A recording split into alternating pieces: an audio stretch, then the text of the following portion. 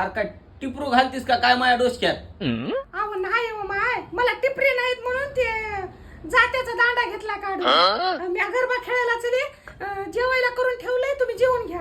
लेकराचं खेळायचं वय आहे आणि मायच खेळायला निघाली या. आणि मग काय जीव नाही काय? काय गर्दा लावलाय की न काय नाही की. अहो नाना ती गर्दा नाही गरबा म्हणाली या. नाही नाही तेवढं कळालंय माय, गरब्याचा गर्दा लावलाय म्हणालो. नाना काही बी म्हणते तर तुम्ही त्याच्याकडे ध्यान देऊ नका.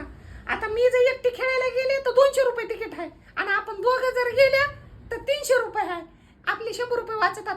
तुम्ही बी चला माया संग.